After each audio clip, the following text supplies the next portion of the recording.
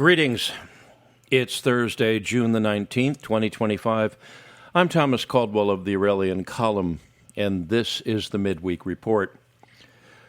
Well, the world is now holding its breath, guessing, wondering, praying, all over yet another issue being caused because of a little country in the Middle East called Israel. Something that's been going on since the late 1940s. Of course, another issue is a big country known as Iran, which has been causing all sorts of issues throughout the Middle East since the late 1970s. Instead of picking which side is right and which side is wrong, it's best to look at the situation right now and call things out for honesty. If you have to look at the problems in the Middle East and where they really do emanate from and have been emanating from, it's not so much Israel as it is Iran. As I've said before, Iran never cared about the Palestinians, merely used them, as was the case with other countries in the Middle East. And they were the ones indirectly behind the latest dust-up which has occurred in that part of the world, namely October 7th, 2023, when their proxies, Hamas, decided to attack Israel. Things were going pretty peacefully before then, if you want to be honest about it. Saudi Arabia was about to recognize Israel.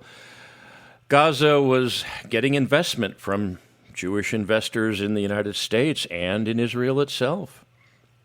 A lot of farmers in the West Bank were selling their produce to the Israelis. People were coming in and working. People were actually looking forward to a brighter future. Gaza could have been turned into another Singapore or Hong Kong. But it didn't happen, did it? Well, the Biden administration gave a lot of money back to the Iranians. They, in turn, used it to buy weapons and to whip up trouble, and, well, that's where it went from. The Iranian government, the Islamic Republic of Iran, has been a problem for the entire planet since it came into being in 1979, largely on account of the ineptitude, stupidity, and naivete of a man named Jimmy Carter, cursed be his name. They have been screaming death to America along with death to Israel. In fact, usually death to America even more. We're the great Satan, Israel's the little Satan, and, well, we've seen what's been going on. Terrorist attacks. Americans have died at the hands of Iran. They are not good people running that country, whereas the Iranian people are some of the finest in the world. In fact, many who escaped that country when all the mayhem started came to the United States and have assimilated very well and have done very well. Starting a war is never a good thing. In fact, it's illegal. You can ask anybody who hung at Nuremberg about that one.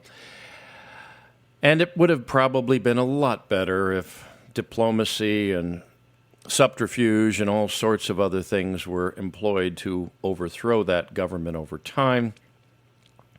But the Israelis, doing things their own way and having enormous political power over the United States federal government and many in the political leadership of our nation, well, they decided to do things differently. They started a war. Well, when a war starts, it doesn't pay to go out and guess again at what should have been done or to start pointing fingers. No, there's a fight on. You got to carry it through. And like it or not, Israel started something. They had every intention of the United States coming in and finishing for them. But there's one major error that has been made, is still being made, and may be at this point too late to correct.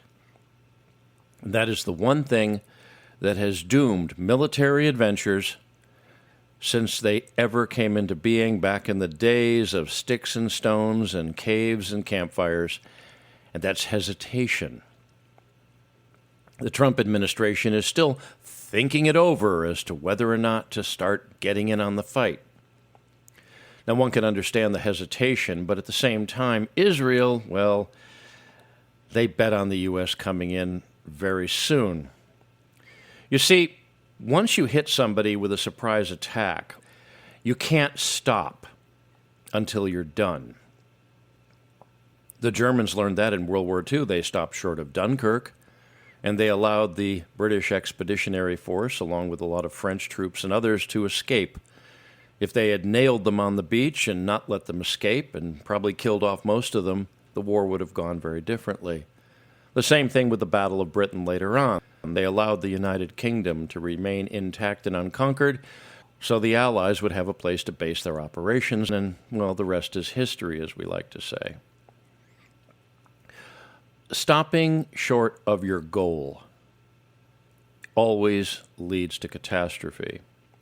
Now, when the Iranians were taken off guard and were being obliterated by the Israeli Air Force, the Americans were on the move and helping them out and planning on bringing in their own planes to start hitting these deep underground bunkers. But they've hesitated. And when you hesitate with an enemy that has been knocked down, you give them time to regroup. You give them time to reorganize. You give them time to call in reinforcements and favors with allies. One of Iran's greatest assets is its diplomatic corps. That's something you're not going to hear about too much.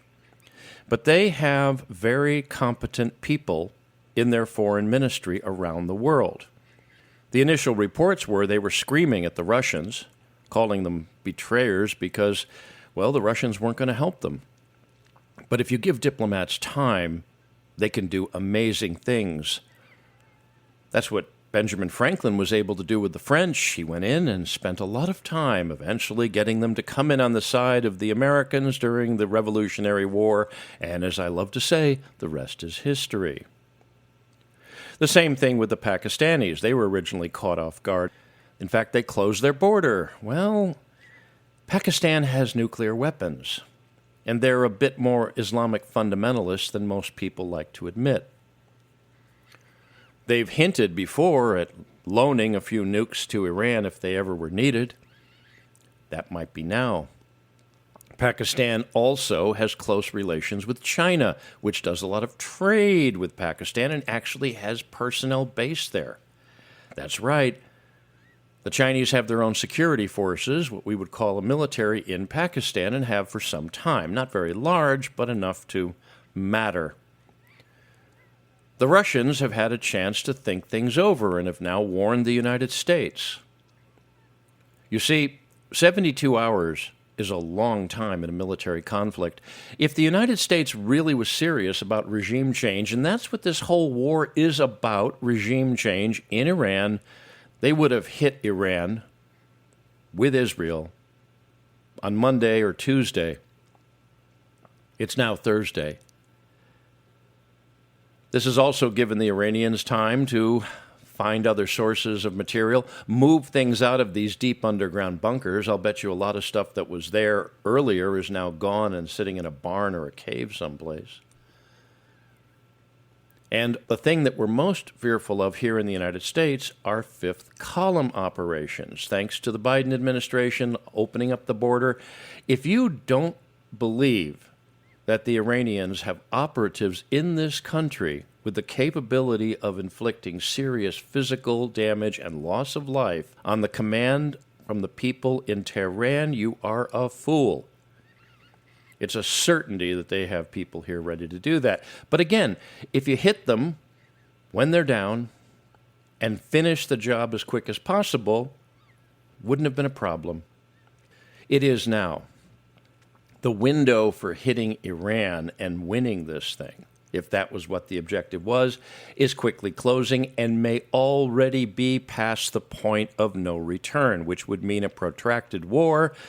And the longer a war lasts, the greater the chances are that the people starting it won't finish it and could lose it. You see, the danger now is that the Islamic Republic of Iran can't be allowed to survive, because if it does, it will never, ever, ever be someone you can talk to or negotiate with if you're from the West, and they will do everything in their power to obtain weapons of mass destruction. There were reports of people within the Iranian military who were beginning to, well, get a little bit treasonous. You're not hearing about those reports today. They might have been neutralized already. You heard about the Crown Prince, Reza Pahlavi, the son of the late Shah, who was talking about overthrowing the government. The Iranian diaspora this morning, the exiles, they're not as enthused as they were just 72 hours ago, I've been noticing from what I've been following. They're getting a little bit of a bad feeling in the pit of their stomach that this might not work, all because of hesitation. Donald Trump, for all of his talk, thinking that he can go back to the negotiating table at this point and come up with any deal, is, well, extremely foolish. We're now entering even more dangerous territory. One, the U.S. could get into a protracted war, and two, the Iranian regime could survive. It can't be allowed to do that. That being said, we have to look at what's really going on in the war. As of this morning, an Israeli hospital was hit. We're not hearing about anybody being killed, and I find that rather strange. Usually hospitals are full of people who aren't very well, and they're sitting in beds, and if a missile hits the building, well, you tend to think some people are going to get killed. When this is all over, I promise you that you're going to find the death toll on both sides of this conflict, if it remains a two-sided conflict, are going to be far higher than what we've been told. Something like 50 people have been killed in Israel. I'll bet you the number is significantly higher because they're not going to let people know, especially the enemy, how well they're doing. Hypersonic missiles coming in with warheads that weigh hundreds and maybe even 1,000 pounds. Those things do a lot of damage to human beings. Same thing with Iran. They're not going to want to let people know how bad they're getting hit. Also, Iranian nuclear facilities, including a functional nuclear power plant, are being attacked by the Israelis. I seriously doubt that you're not going to see radiation releases or even a meltdown or two. That's going to be very nasty. The Israelis also have a history of being very willing to use nuclear weapons. 1973, the Yom Kippur War, when they were hit with a surprise attack themselves and basically fought it to somewhat of a standstill, but almost lost. Yes, they almost lost a war. In fact, Israel used to control the Sinai Peninsula. Did you know that? They gave it up in negotiations in the Camp David peace accords, but that was a very close one because the report was that when Israel was starting to lose, Prime Minister Golda Meir ordered that the nuclear weapons in their arsenal be put on standby. What exactly happened behind the scenes is something that's been speculated on, leaked out here and there, but they came very close to using nuclear weapons in 1973, more than half a century ago. Don't think that they wouldn't do it again if they felt they were going to lose. Iran now knows that their desire for a nuclear weapon was fully justified, and they have a border with a country called Pakistan, which might be willing to loan them a few. And getting resupplied from Pakistan is probably what's going on, and probably getting resupplied from China because China shares a border with Pakistan, does a lot of trade, and, well, you can see how this is going, which is why hitting them hard in the beginning was such a necessary thing, whether you agreed with the military action initially or not. A lot of people are dying in this, and the more people die, the harder it's going to be to turn off. There is a great deal of dissent within the United States over this whole mess. The most notable we've seen from what's been going on inside the U.S. military establishment is the story of a Colonel Nathan McCormick. He was removed just a few days ago from a very high-level position at the Pentagon, tied to the Joint Chiefs of Staff, because of his criticism of Israel that was done on social media, but he was found out. I've read through some of the colonel's online material. I didn't find anything I would consider inaccurate. Just very politically correct, especially given how much power Israel has over the United States government. Can't criticize them, can you? I'll bet you he's not the only one in the military establishment who thinks this is one big crazy mess we've gotten into or are getting into or will get into even deeper. What fools these mortals be. Now, another thing that's a sign of what we're really dealing with here is the Ted Cruz interview with Tucker Carlson. I would recommend checking that out. Now, Ted Cruz is not somebody I've ever really been a big fan of. People I know in Texas have said that he's an embarrassment even to them. He demonstrated a great deal of his ignorance of what's going on in Iran, or how big a country it is, or what type of religious structure is going on, et cetera, et cetera. That's one of the problems we have in the United States. Our leaders tend to be horribly uneducated in reality. A significant portion of members of our Congress, Senate and the House, have never left the United States, or at least traveled in any meaningful way. We used to have people like John F. Kennedy who went all over the world and worked as correspondents and had a very good education as to what the planet was all about, even served in wars. You notice all the people that want to see us in wars, like Lindsey Graham? Oh, yeah, him, the man who still thinks he's in the closet. Well, Mr. Graham is what we call chicken hawks here. These are people that have never been in the military, don't have children, aren't married, but think we should go to war over our greatest ally, especially if they donate a lot of money to their political campaigns. It's one big mess all over, but the thing about the Ted Cruz interview that I found most telling was not his ignorance of Iran or the political situation, but how he was so convinced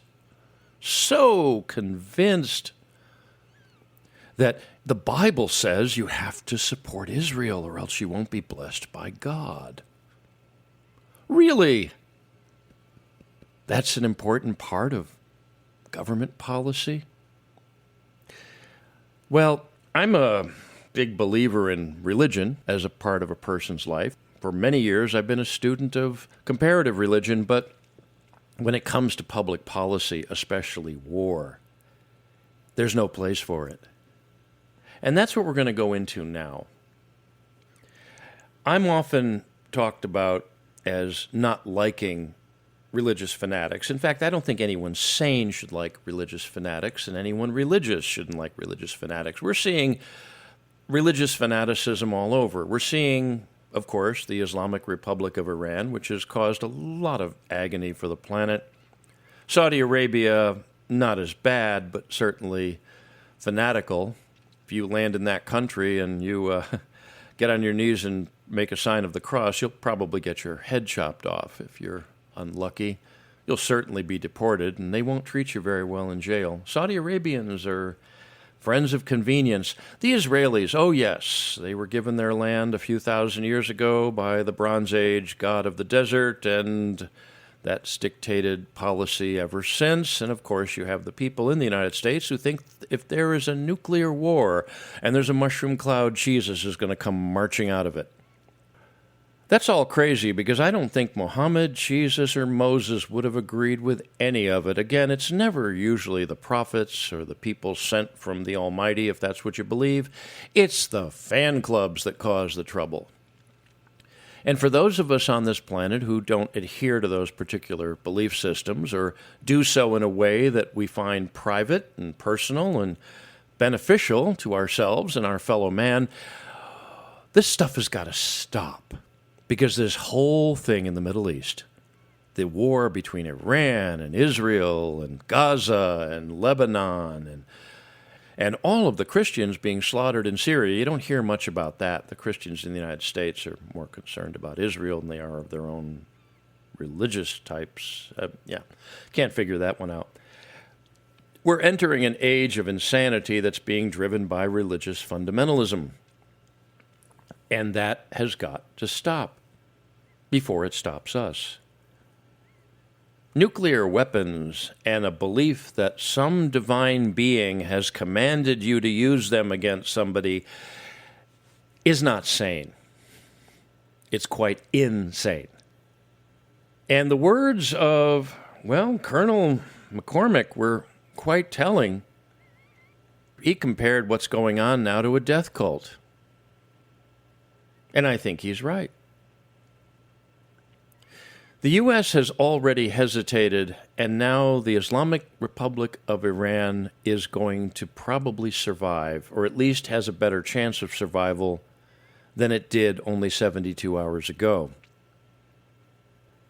And if the history books are written, and I mean if, given the way things are going in this world and how many miscalculations can happen, well, it's going to come back to this. The United States and Israel and Iran and maybe some other countries got involved in a very nasty war in the year 2025 of the Common Era. And it went away that, as of this morning, we don't know where it's going to go.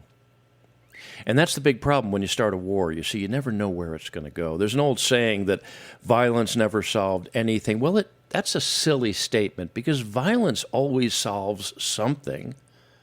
Starting a war always solves something, but it very seldom solves what the people who started the war wanted to see done. It never goes the way you want it to go. Keep that in mind, Mr. Netanyahu. That's it for today. If you appreciate my work, please like, subscribe, and share. Share with your friends and share with your enemies, and hope they become friends because there's enough enemies for everybody these days. I can be reached at feedback@aureliancolumn.com. That's feedback@aureliancolumn.com. I'm up on X. My handle there is MICCAMPEN, MICCAMPEN. This podcast originates at Substack. My handle there is aureliancolumn.substack.com. Until we meet again, be good, be safe, be vigilant, and remember Clown World, the Deep State, and all religious fanaticism, which does not come from heaven but comes from the other place, must be destroyed. Really, really must be destroyed before it destroys us. Good day.